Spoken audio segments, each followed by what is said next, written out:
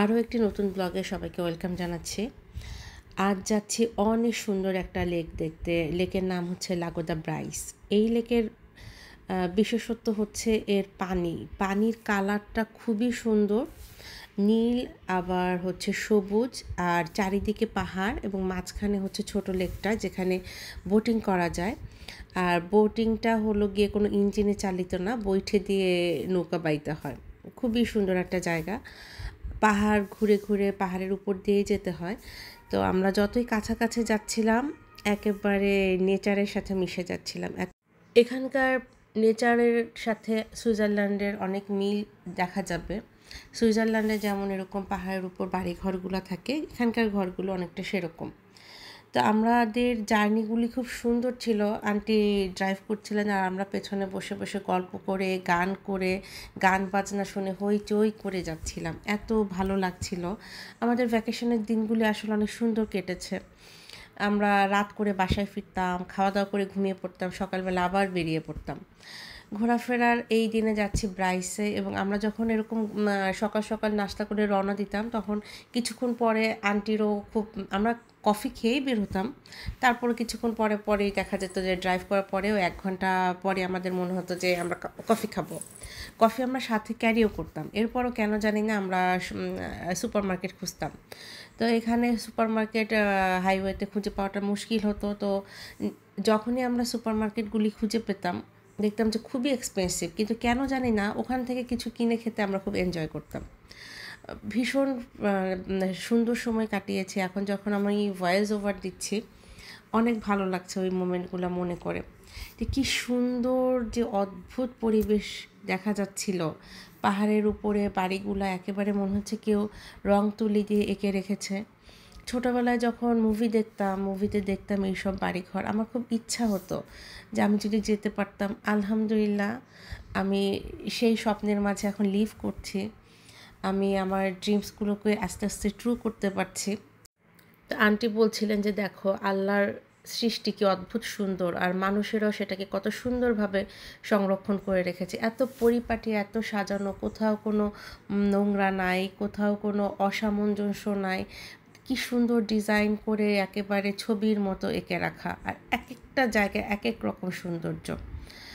আর এক একজনের কাছে এক একটা জিনিসই ভালো লাগে। আমাকে প্রকৃতি সবসময় টানে।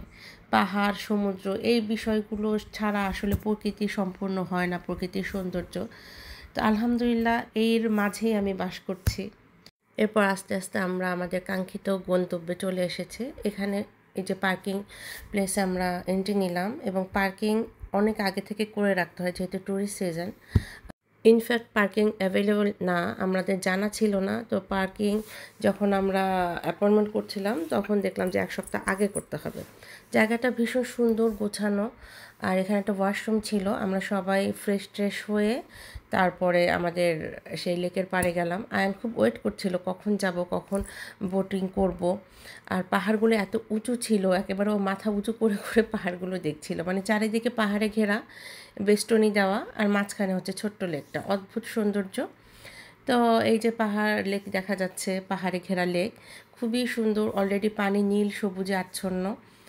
ফার্স্ট টাইম যখন এই লেকগুলো দেখা হয় বা গন্তব্য সেই প্লেসে আসা হয়, আমার সবসময় অনুভূতিগুলো যেন কেমন মানে শিহরণ দেয় একটা, আমার খুব ভালো লাগে। তো যারা নাকি বোটিং করবে না তারা চাইলে এখান থেকে নেমে লেকের আশেপাশে ঘোরাঘুরি করতে পারে। তো সচরাচর যেটা হয় সেটাই হয়েছে, অনেক ট্যুরিস্ট, আমাদের টিকিট কেটে বোট নিতে হবে। সো আমরা এখানে ওয়েট করছিলাম দাঁড়িয়ে, আর আশেপাশে দেখছিলাম কতটা সুন্দর। যেখান থেকে টিকিট করতে হয় ওই জায়গাটাও অনেক বেশি সুন্দর। টিকিট করে যখন এই প্লেসটা দিয়ে যাচ্ছিলাম স্বপ্নের মতো মনে হচ্ছিল।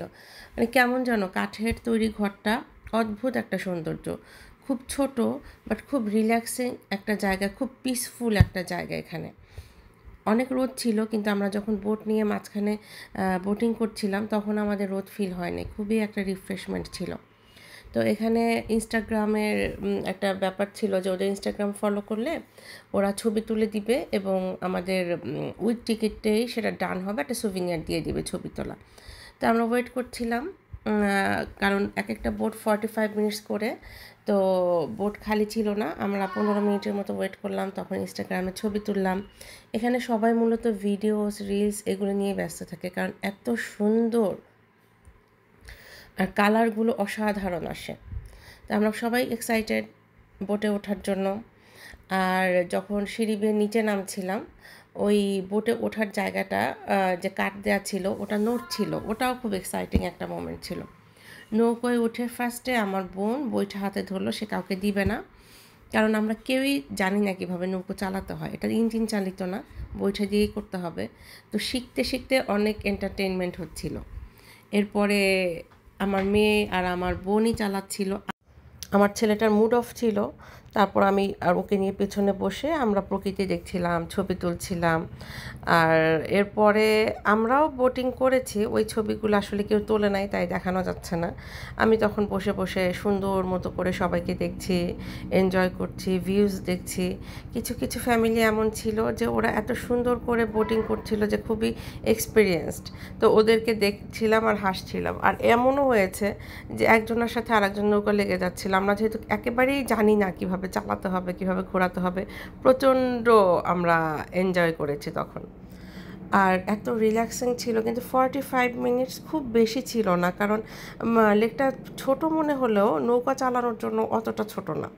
তো আমরা একেবারে শেষ মাথা পর্যন্ত যাচ্ছি, যখন দেখলাম যে আর মাত্র 10 মিনিট বাকি আছে আমাদের তীরে ফেরত যেতে হবে, তখন হলো গিয়ে একেবারে লাস্ট মাথা পর্যন্ত না গিয়ে আবার ব্যাক করতে শুরু করেছে। মজার ব্যাপার হচ্ছিল যে সবার নৌকা যাচ্ছে সামনাসামনি মুখোমুখি, আমাদের নৌকা যাচ্ছে পেছন দিক থেকে, ব্যাক সাইড দিয়ে, কারণ আমরা জানি না কীভাবে নৌকা ঘুরাই সোজা করতে হবে। পরে ওই পেছন দিকে গিয়ে গিয়ে আস্তে আস্তে বাতাসও ছিল, তখন নৌকা ঘুরিয়ে আমরা সামনের দিকে আনতে পেরেছি। সব কিছু মিলে অনেক এনজয় করেছি, খুবই রিল্যাক্সিং ট্রিপ ছিল এটা। আর বোটিং শেষ করে আমরা খাওয়া দাওয়া করলাম, একটা পিৎজেরিয়াতে পিৎজা খেলাম, খুব মজা লাগলো। আর বিকেলের দিকে বেশি ভালো লাগছিল, আমরা লেকের পাড়ে বসলাম, কফি খেলাম, গল্প করলাম। আমার মনে হচ্ছিল যে আমি এখানে থেকে যেতে পারতাম, আমার সত্যিকারে ব্যাক করতে ইচ্ছা করে নাই। সব থেকে মজার বিষয় হচ্ছে সামারে এখানে অনেক পানি লেকের ভেতরে, আর উইন্টারে এই জায়গাটা একদম বরফে আবৃত থাকে, তখন সব এখানে স্কেটিং করে, কেবল কারের ব্যবস্থা থাকে। উইন্টারে যদি কখনো আসা হয় তাহলে সেই এক্সপিরিয়েন্সও শেয়ার করব। আলহামদুলিল্লাহ, এত সুন্দর একটা প্লেস ঘুরে দেখার সুযোগ হয়েছে। দেখা হচ্ছে আবার নেক্সট ব্লগে। আল্লাহ হাফেজ সবাইকে।